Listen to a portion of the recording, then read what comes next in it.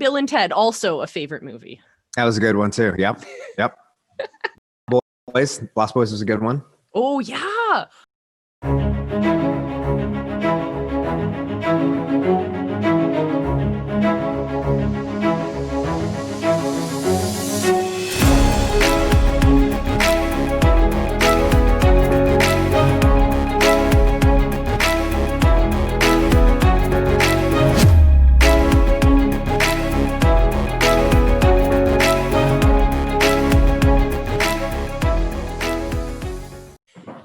And welcome back to the Lifelong Podcast. I'm your host, Coach Molle from 3 Pines Leadership and VisibilityHacking.com. And thank you again for joining me. Honestly, guys, from the bottom of my heart, I am so grateful that you are spending this part of your day with us. You could be doing anything else, but instead you're here recharging your batteries, leveling up your soul, and getting ready for an awesome conversation. Oh, all right. So before I dive in to actually introducing our guest to you, I want to tell you a little story. Just a little one, I promise. I'll try not to ramble too much. But a little while ago, I was on this awesome virtual conference. And I'm sitting at my desk and I'm looking around and there's nobody at home. There's nobody around. I'm completely by myself in my office. And I log in and I'm waiting for the event to start and it's not starting on time. And I'm getting frustrated and I'm getting concerned that maybe this isn't the place for me. Maybe these speakers aren't the speakers for me. Maybe I should just give up. And then I check the clock and the event doesn't actually start for another 5 minutes. So I let all this doubt consume me and I let all of these strange stories come into my head. And instead, I took that moment when I looked at that clock and realized I have now 4 minutes until the event actually starts.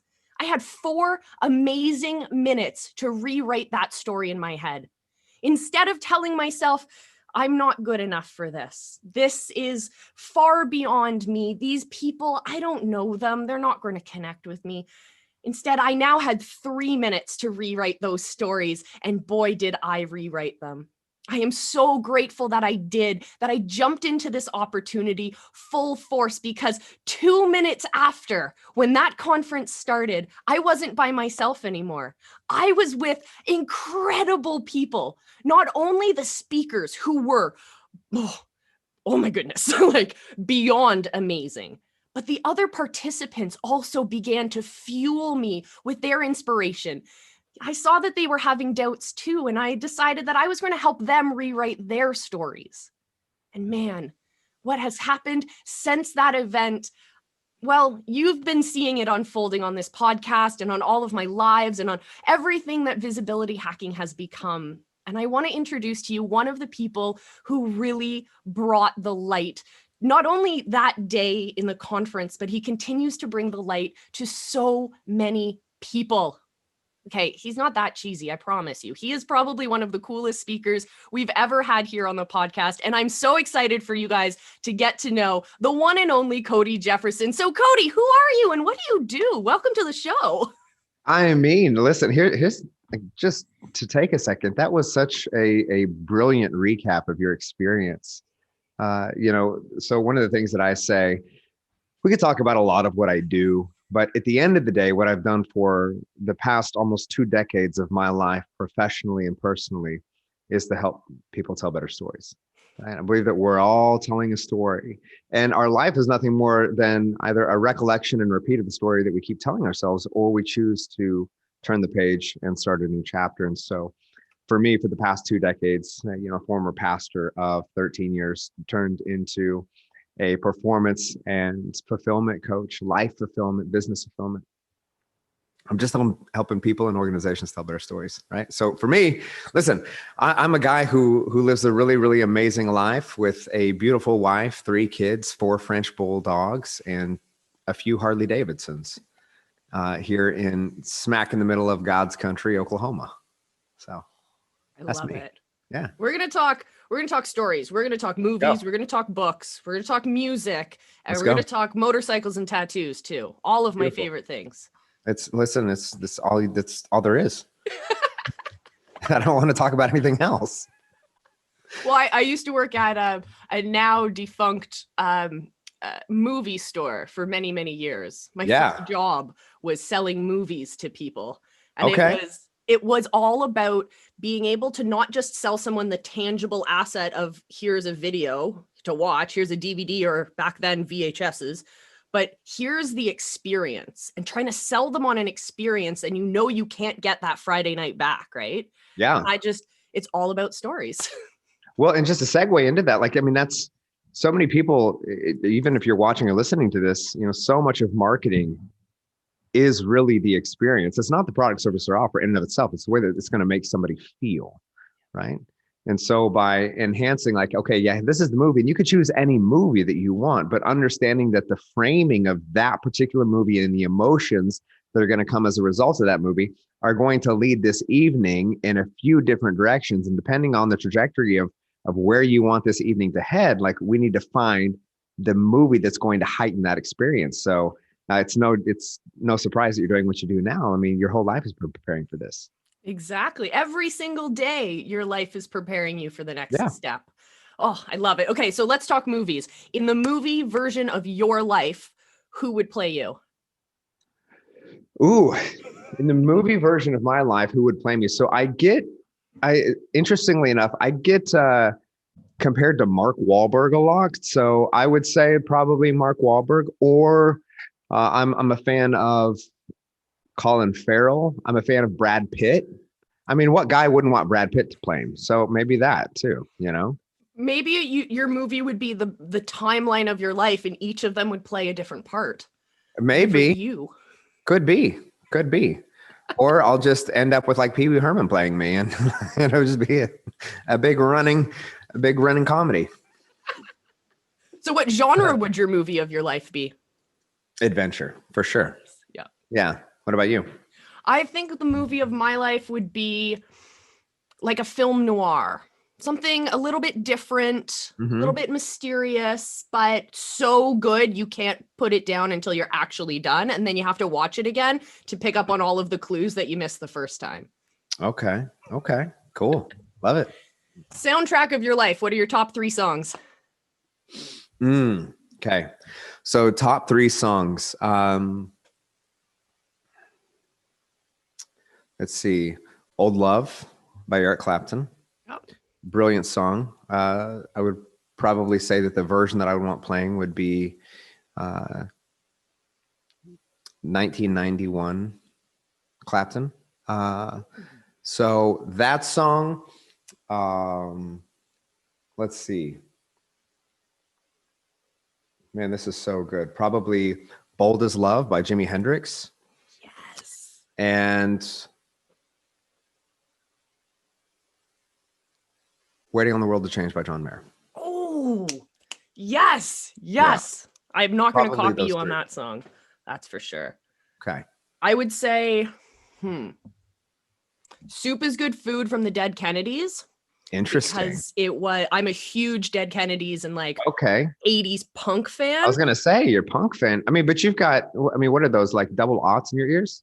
They're inch and an eighth. Inch and an eighth. Yeah. Like, of course you're punk rock. I'm a little bit different. So I would definitely go with Soup is Good Food, because that was the song that opened my eyes to the fact that even if you feel discomfort in the way that a system is built, you have the ability to change it. And even though the song might not actually tell you that, when I first heard it as a kid, it was like the doors had opened for me. Like there are other people who share that discomfort with that I do.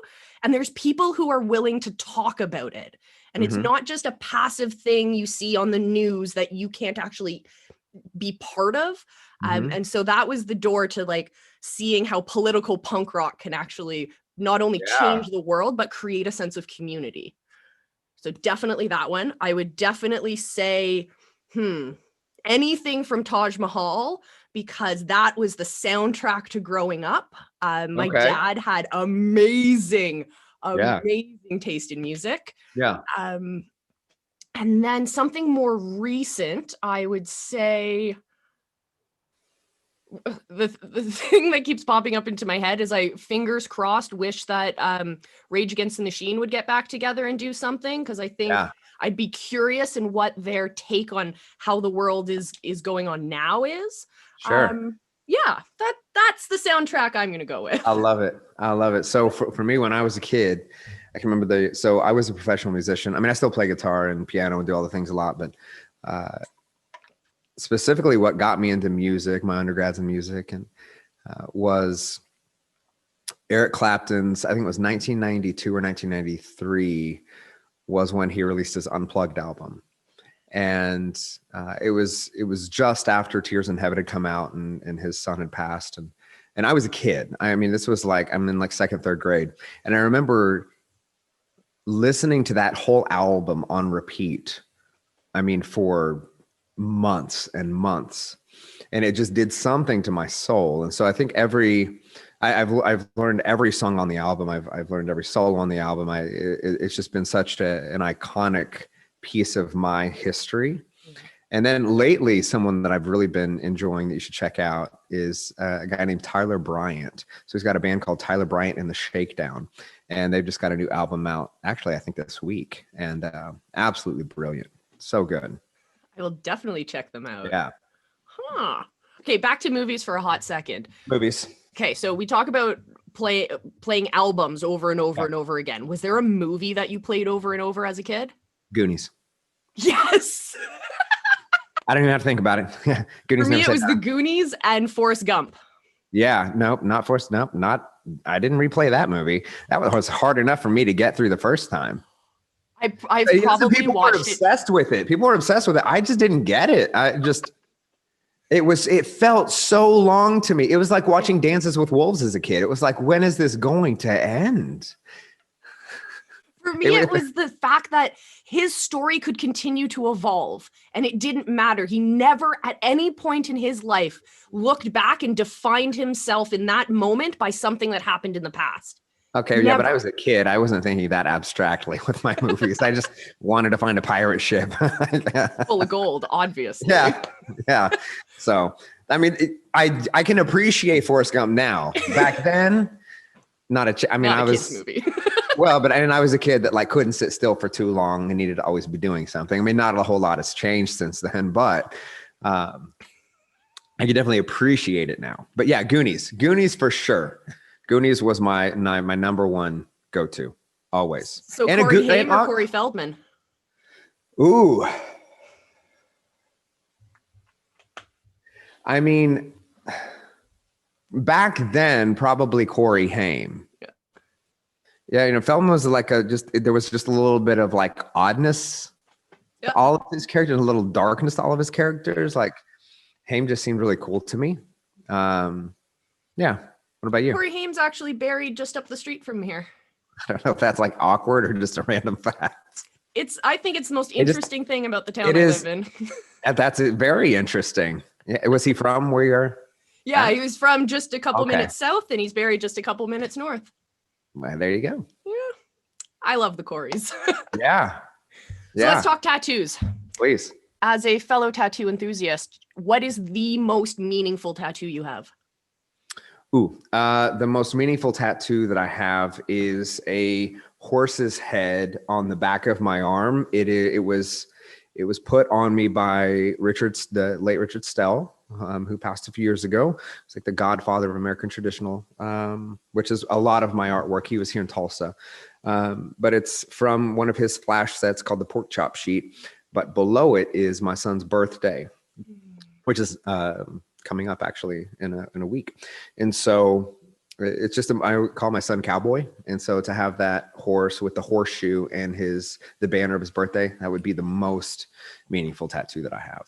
Oh, do you have any tattoos that have zero meaning? Most all the others. So at this point, I'm really into American traditional culture. So I was a part of the Oklahoma Tattoo Convention while we had it up and running, organizing, emceeing. I travel the country a lot speaking. And because of Richard and a few others, I was really able to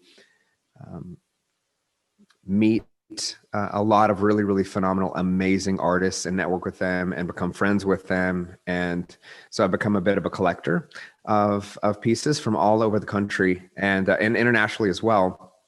When Some will come in for conventions. That said, most it's where's it going to fit and what do you want to put on me, right? So for me, it's just collecting, and because it's American traditional, everything's going to follow a fairly similar trajectory and pattern. Nothing's going to be too crazy. If I were to both of my arms are fully sleeved, my neck, my chest, my stomach, my back, my legs.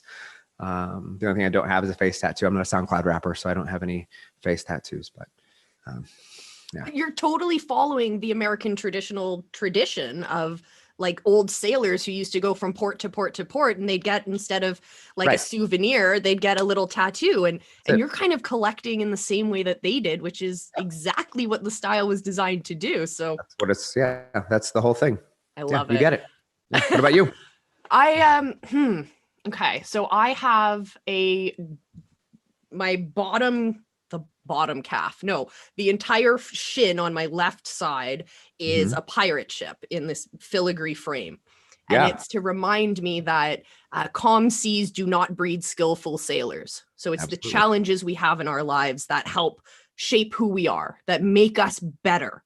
Yeah. And then my right shin is completely bare right now because that will be the most meaningful tattoo I've ever had. I'm not going to cry. It's going to be the image that's on my father's urn in the same size. They're going to mirror each other.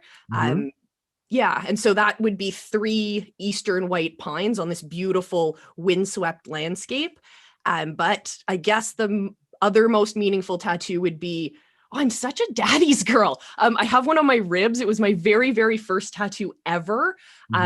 So here you can get tattoos when you're 18. And I knew I would be obsessed. So I was like, if I can wait a whole year and not get one, then I might be able to bite the bug.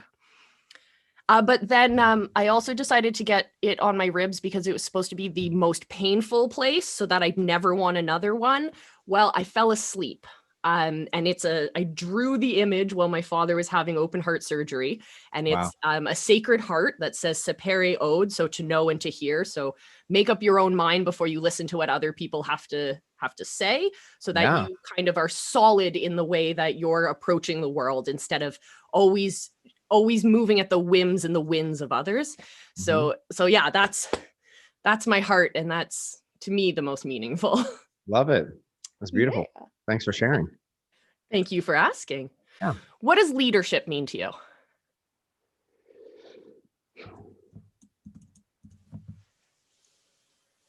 Leadership is integrity and disciplined follow through, but leadership only exists if people are following you. I think we mistake a lot of times what we call leadership was really just narcissistic attention seeking. Ooh. Right. So we'll call ourselves leader. We'll self-proclaim ourselves a leader, right? On social media, it's really easy because you can buy leadership, right? Or the identity of leadership or the framing of leadership. Yeah. But leadership to me is defined by, if you were to ask my kids, is he as great as he appears to be online? And they say he's better. Wow. That gave me chills. Wow. That is a big role to live up to then, because not only are you have it as the leader, creating yourself and your own identity of how you present to the world and what messages and what path you're bringing people on the world. Yeah. But there's that added level of, it's not you who's going to answer that question of are you a leader? It's your people who are going to be called to answer that. Sure. Well, and again, if I can't lead inside my home, I have no business leading outside of it, right? What does it profit a man to gain the world and sacrifice his soul? That's why I like the tagline of what it is that we do, right?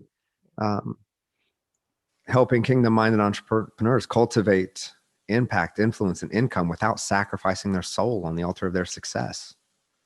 Right? So many times we will give up everything that actually means something for the framing of something that is of no eternal consequence. So yeah, leadership for me is being the man that I say that I am off of social and outside the platform of what it is that I do and how I speak and how I lead, but is actually in the framework and the fabric of how I live and move and have my being. Who inspired your leadership? My grandfather, my dad.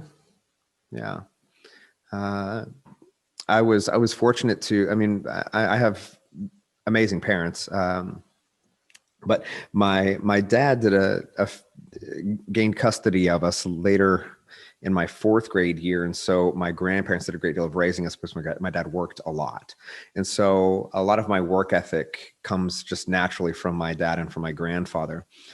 But being raised by your grandparents, it hits different. Mm-hmm.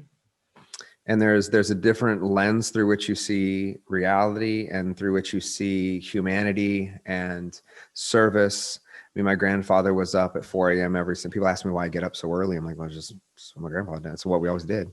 I'm not trying to like have a miracle morning. I'm not trying to like satisfy any type of like thing. It's just what we've always done, right? I get up early. I sit in silence for 30 minutes. I journal, I read. My 8-year-old will sometimes come up into my office before I go to the gym every single morning because she'll wake up early and she'll bring her book and her journal. She'll just come up and she'll read in her journal. It's not because I'm telling her to, like our kids, like more is caught than taught, right? I can remember my grandfather was just up early. He was always up praying for people. He was the first person to go to the hospital and visit people. He was a deacon in his church community. He was a hardworking man, as was, my grandmother was just an absolute, and still is just an absolute saint of a human. And can remember my grandfather always just taking care of those who couldn't necessarily care for themselves. This morning, I take my daughter to donuts every Monday. So we got Monday donuts, and there were a few who were outside who are homeless, and so we grab some coffees and we grab some extra sausage rolls and things. And we take them to them, and I can either just tell her that that's what she's supposed to do, right, or that can just be a part of everyday life for us, and it's just a framing of. This is why are we successful? We're successful because we're generous and because money does solve most problems. And so we make more money so that we can solve more problems, so we can be more generous. And I learned that from the people that I was fortunate to be raised around and the friends of my grandfather who were, again, just good men who feared God and loved their wives and did the best they could with what they had. Right? It wasn't glamorous, wasn't sexy, and it just was, right? Oh, thank you for sharing that. Yeah. Oh, I had a very close relationship with my grandparents growing up, and they've both passed since, but I am so grateful to have had those years and those connections. Yeah. They're from a completely different generation. They saw the world completely differently than the way it is now. And my grandfather was a little bit afraid of technology, and he thought the internet was for bad things. And every day I get online and I change people's lives and I connect with people from across the world. And I always look up and I think, like, check this out, Grandpa, like, look at this cool way that we can use this technology in front of us. It may be he may have seen it as scary or a force for bad, but we as humans decided that we were going to use it differently, and we were going to lead by example in a way that is actually going to change the world. And there are people who are using technology to do horrible things, but it's those of us who are brave enough to stand up and use the resources we have at our disposal, be it financial resources, be it technology resources, be it just connection with other people. Yeah. Listen, what do you have in your hand, right? Like, what do you have in your hand right now? I think we're all facing something, and we all have some way in which we're trying to overcome something in order to create some sort of impact. I think of, a young David who was in the field, and there's this huge beast of a man that everyone is trying to overthrow, and they can. And he's like, listen, I just got these 3 smooth rocks in my hand. I'm good. Because, if if God is with me, then it's all taken care of. It's all already taken care of. I think of my time in ministry and in being a pastor, and there were so many things that I wanted to do that we couldn't necessarily do. And we didn't have the resources, and it was like pulling teeth to get resources from people, which is fine. It just is what it is.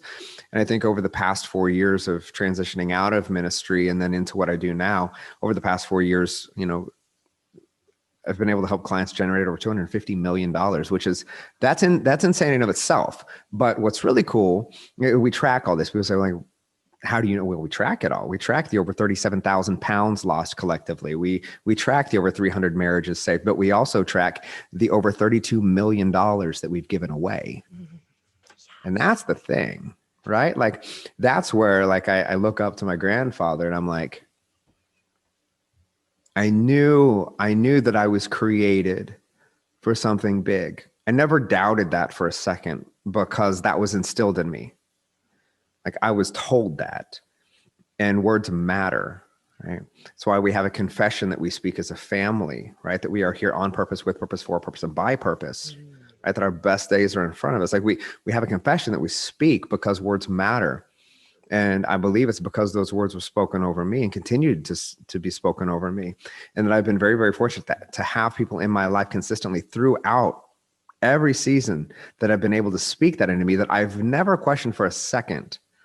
And so now it's not to say that, like, I don't struggle with my own humanity. I don't struggle with, like, my own frustrations. It's not that I don't have insecurities. It's just that I've never doubted that, like, I'm here on purpose.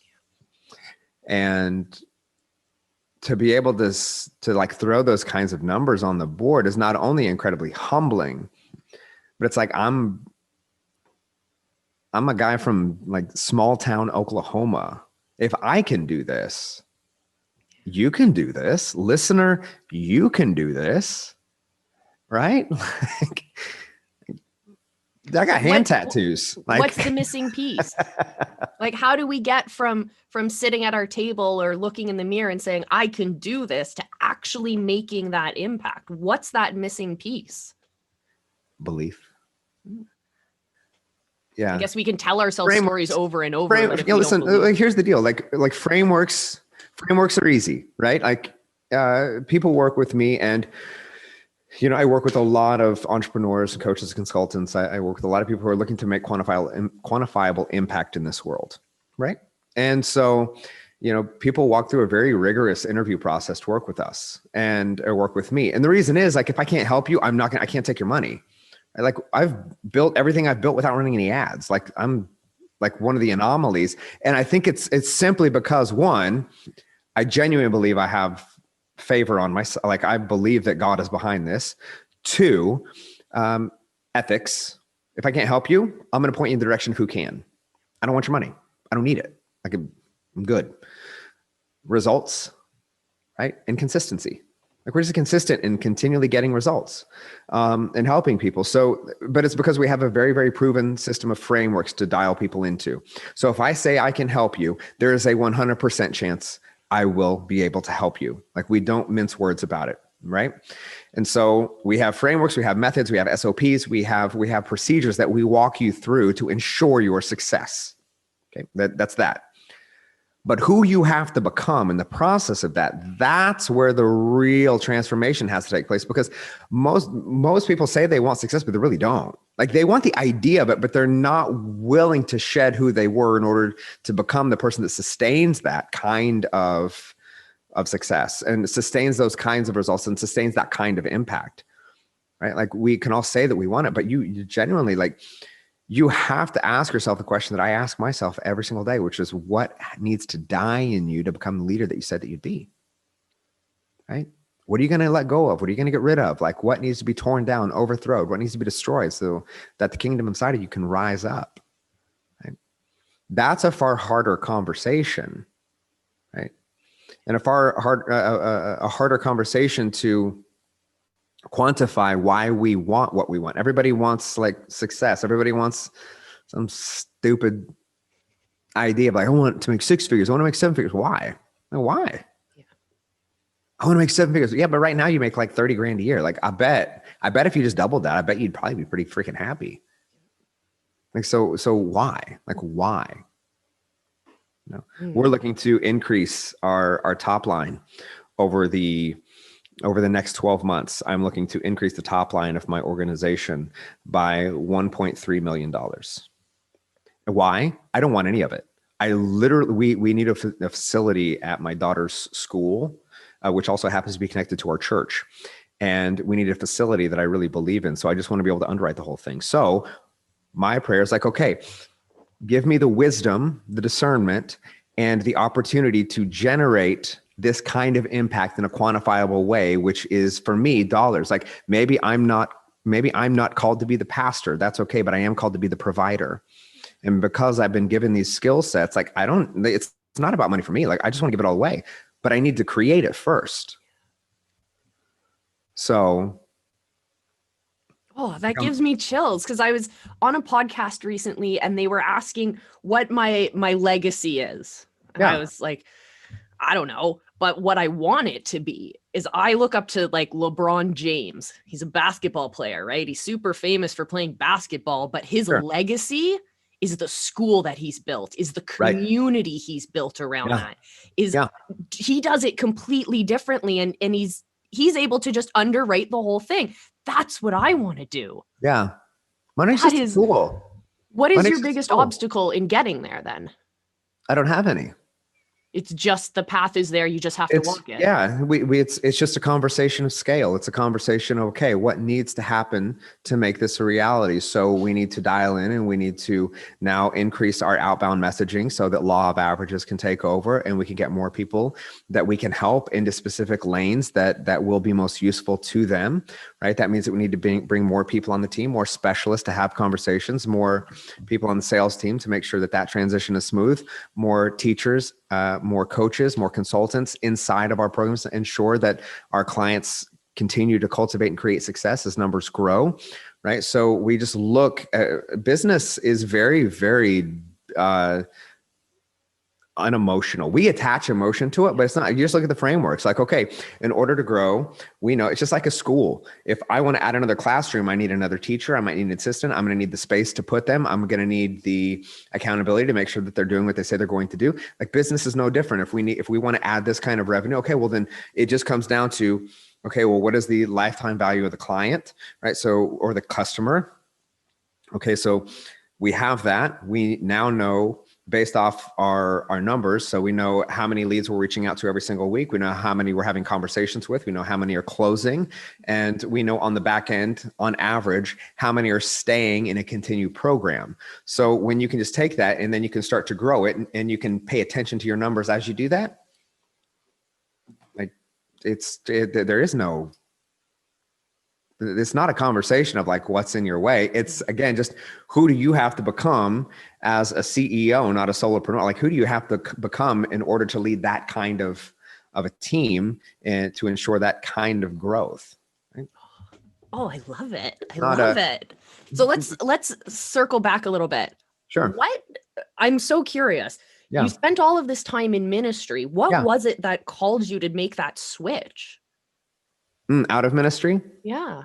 Yeah. Well, on the basis that in my head, I say I'm still in ministry right now is ministry. Sure. So out of occupational ministry. Yeah. Yeah. I almost died. Oh. Yeah. Yeah. So what we haven't talked about is the fact that I walked through a fair amount of I would say trauma in my childhood, and it just wasn't always awesome. And it was certainly marked with its fair share of pain and experience. And I didn't recognize getting into ministry how addicted I would become to affirmation, how codependent I would become on the attaboys and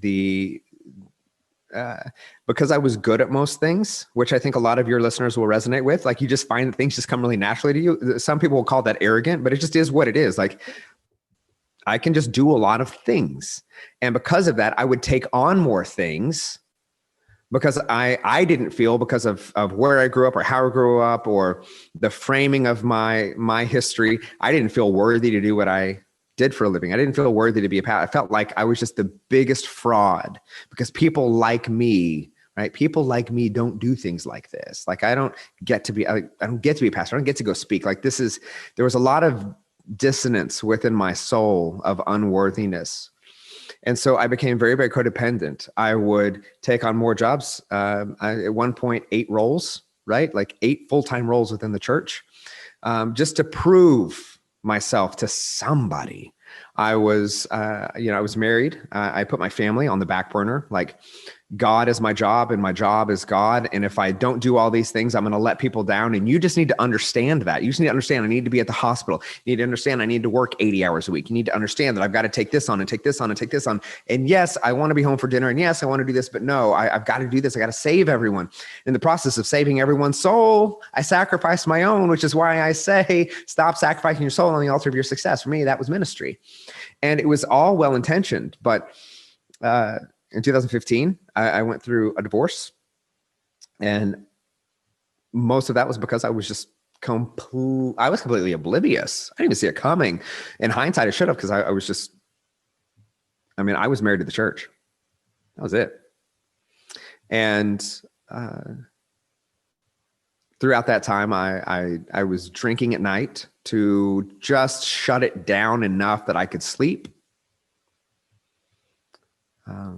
Over the course of the next year of walking through that season, I stayed in ministry. There's no moral failing or anything. So I was able to stay, do what I did. But in the midst of that, like I had 8 family members and friends pass away. And they weren't just like random pass away. They were like traumatic, like murder, suicide, like motorcycle accidents, like my best friend of 18 years, my 18-month-old niece, sister-in-law, my 19-year-old sister. Like there were like just a lot of like very, very heavy trauma. And I'm leading all these funerals. I'm being the pastor. I'm doing all the things. And the trauma is so hitting me so many ways that I don't even have time to process it. I don't even know what's happening. Like it's like a weird movie where I was like, am I the problem? Am I like everyone around me is dying? Like, am I what is happening? So I'm taking on that. Like, I just feel guilty for it. It's weird. It's very, very odd. But again, the codependency thing. And so it was all well and good. I was playing the role. I was keeping up the act. Like I was a master at wearing a mask, and until I wasn't, and my body shut down, and 106 fever, unconscious. My body went septic, hormonal shutdown, thyroid scramble, and adrenal fatigue. Like my testosterone should have been somewhere around like 700. It was under 50. They don't know how I was alive, right? Like there was just that much stress and trauma that I was carrying. So I recognized, again, as I then woke up 3 days later and I wasn't dead. I made my way to the bathroom mirror with my little IV rack, right? My tree. And I look at myself in the mirror and I'm like, what are you doing? Like, I had a son that was 1. I'm like, is this who you want your son to become? Like, is this it? Is this as good as it gets for you? Like we sing about it on Sundays, you have to lose your life to find it. Is that actually what it's going to take? Like, are you actually going to have to die? Right? And I was no stranger to death. I could count the number of times that through the season that I walked through, put a gun to my head and wished for the guts to pull the trigger. Because there was too much.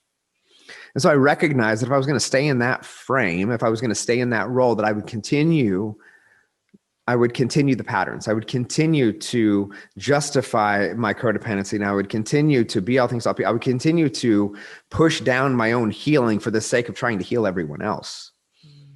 And so I looked everywhere for some sort of something to help me walk through this. That wasn't like, like a Christian therapy program or anything. I'm like, I don't need more prayer and I don't need more scripture. I'm good.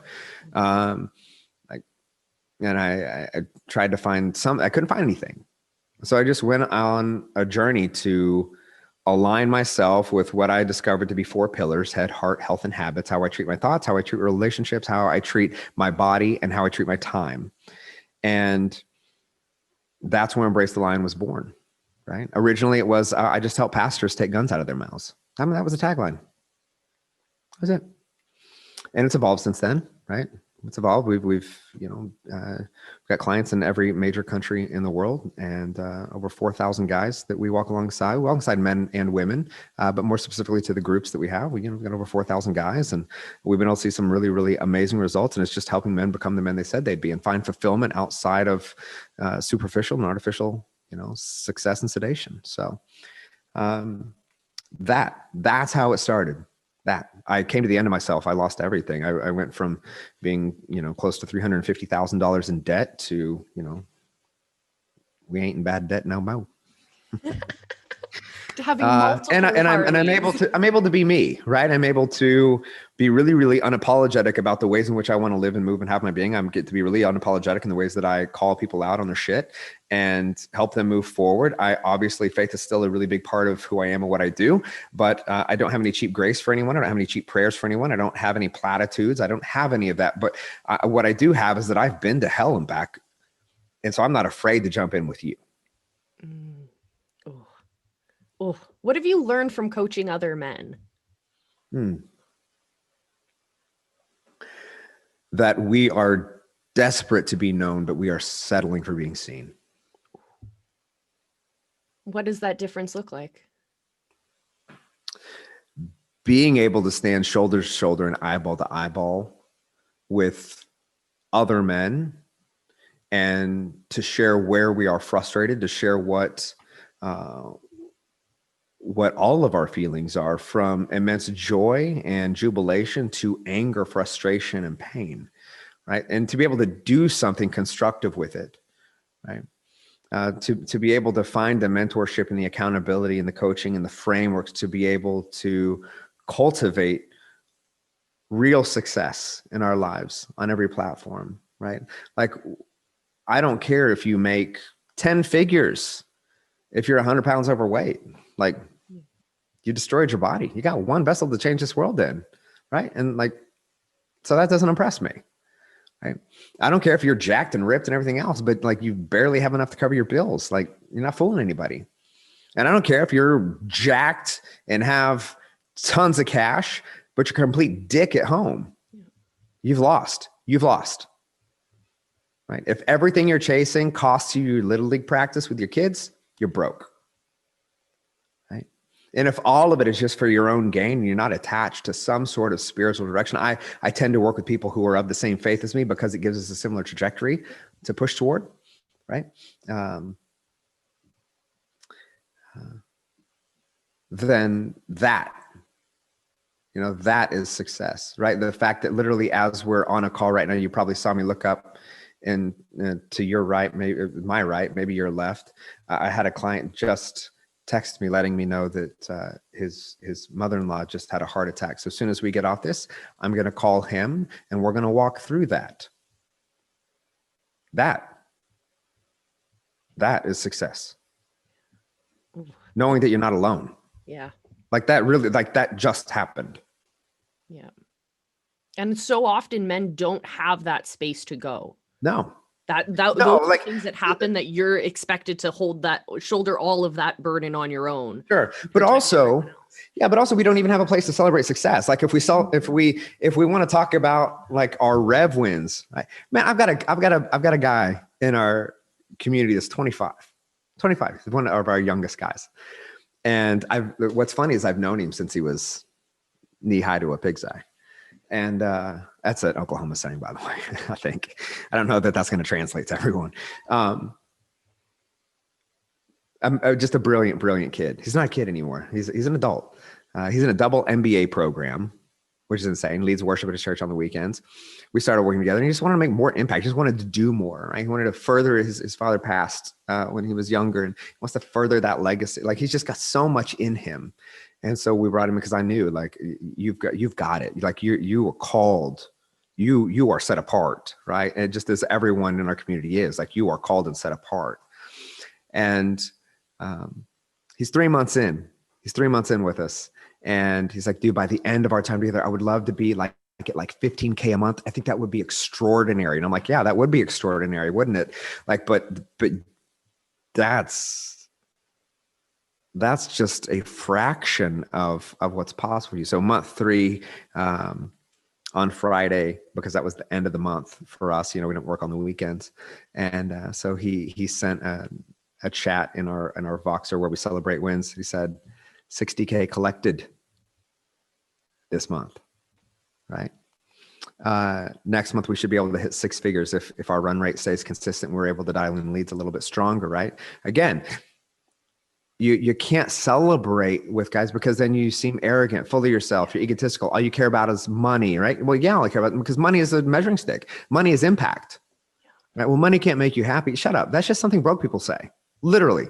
You will not hear somebody who is wealthy say, I hate it. No, if you're generous, it makes you more of what you are. If you're miserable, yeah, it's not going to make you you're just going to keep being miserable because it's just a thing. But if you're already full of gratitude and you're just looking to enhance that experience and make more, to give more, to impact more, to love more, being able to have a community where that's the norm, we're just cool, that's new normal, let's go.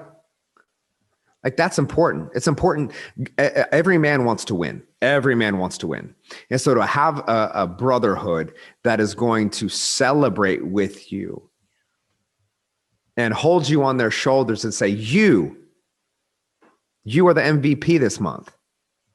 You savage, you absolute badass, right?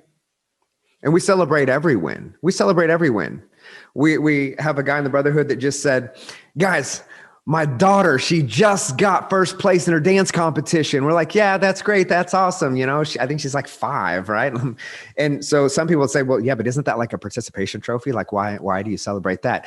Well, because before he joined our brotherhood, he hadn't made any of his daughter's recitals. That was the first one he'd ever made. Because again, what is success if you're sacrificing everything that you love on the altar? But because we believe, because of how we were told that, well, if I just make more money, well, Dad, I just want you to come to my thing. Well, yeah, but if I didn't make the money, you wouldn't be going to the thing. So I have to work. I want to come. I love you. Mom's going to film it. It's going to be amazing. But Dad, I just want you to come. Honey, I can't come right now because I've got to do what I've got to do. So you can think, well, then Dad, I'll just quit. And can I just dance in your office and just watch me in your office? I just want to be where you're at. Those are the wins. And that's why it matters. And that's how we measure success. Money's easy. So. Okay, let's talk about your kids for a sec. If your kids walked up to you and said, Dad, I doubt myself. I doubt my ability to actually change the world. What advice would you give them? That's a really, really great question. I would just ask them why. Where does that come from? It's okay that you feel that way. It's okay that you experience doubt. I'm not here to say don't, because I think we can get really spiritually manipulative when we try to cast out doubt and we try to say, well, that's just a lack of faith. No, shut up. I've just seen way too much spiritual manipulation. Is that cool? You doubt it? Okay. Where'd that come from? What made you feel that way? What was it like? Did something happen at school? Did somebody say something to you? What happened that would make you feel that? Was it something here at the house? What was the experience? Because if we can then figure out what caused that feeling, well, then we can have a conversation as to whether that's an experience, a thought, a feeling that we want to assign a belief to. Right? It's okay to think something. It's okay to have, sure, it's okay to feel something. Absolutely. Dad, do you ever doubt? Sure, all the time. Do you ever doubt God? At least once a month. Yeah, I catch atheist flu all the time. Right? But atheist flu.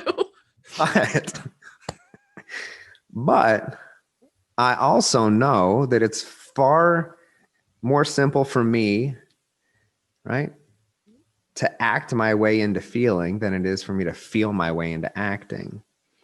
And so I hear that you feel this way right now.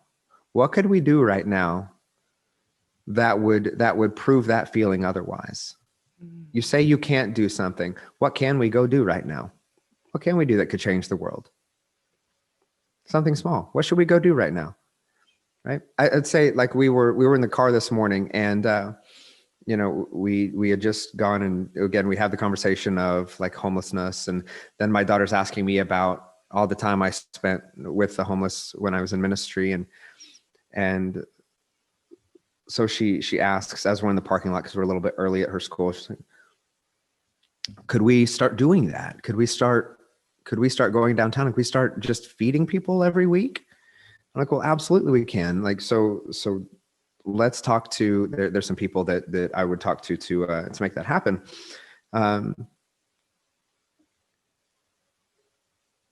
It's not that they're not going to doubt. I'm okay with that. It's not that they're going to consistently always feel like they're invincible. I don't want them to. I want them to have a healthy fear of God and a healthy fear of consequence. I think that's important. I'm not here to raise soft kids, right? What I am here to do is to raise empathetic, competent, confident, certain human beings who have a desire to cultivate change, not only in their own lives, but in their communities, in their churches, in their schools, in their workplace, whatever it is that they do.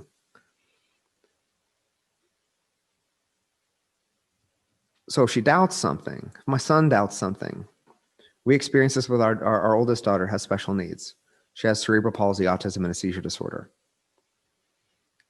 And there are times that she gets very frustrated when she can't do certain things.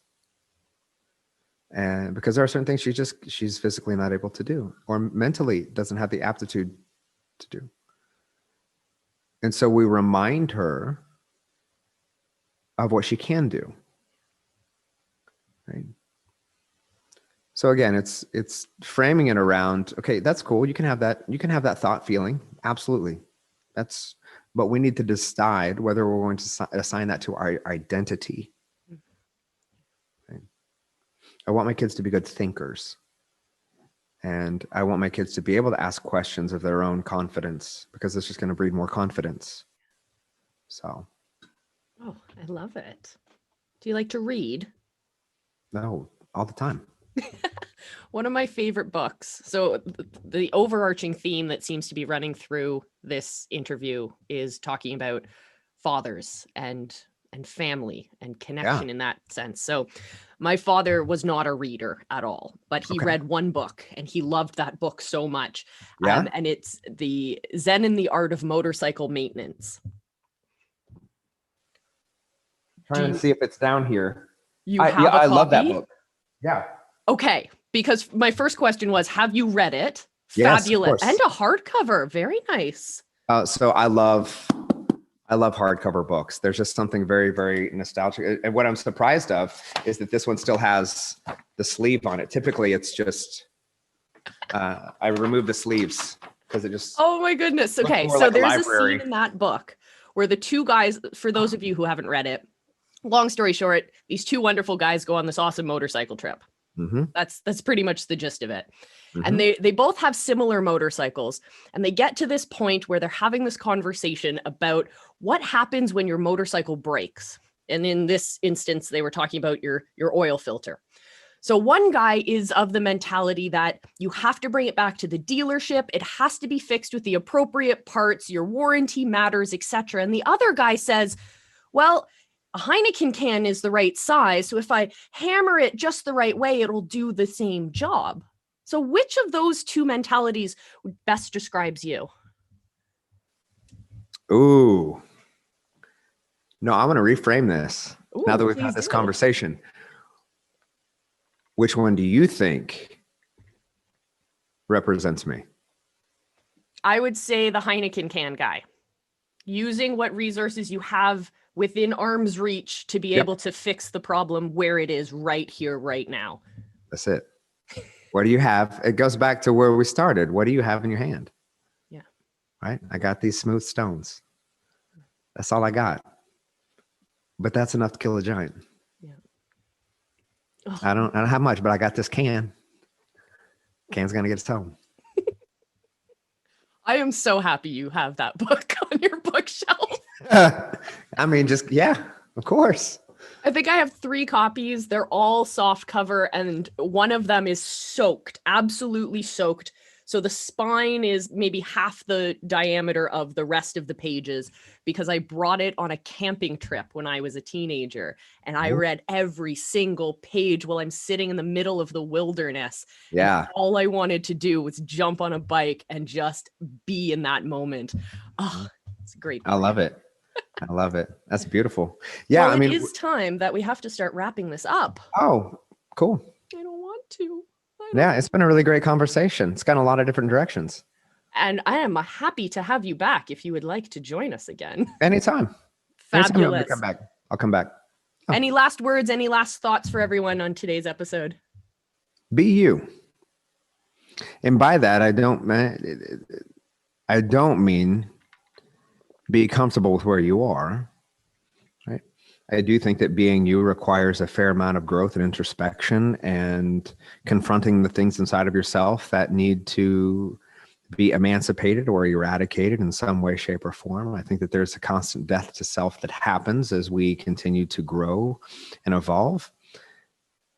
That said, the world needs you.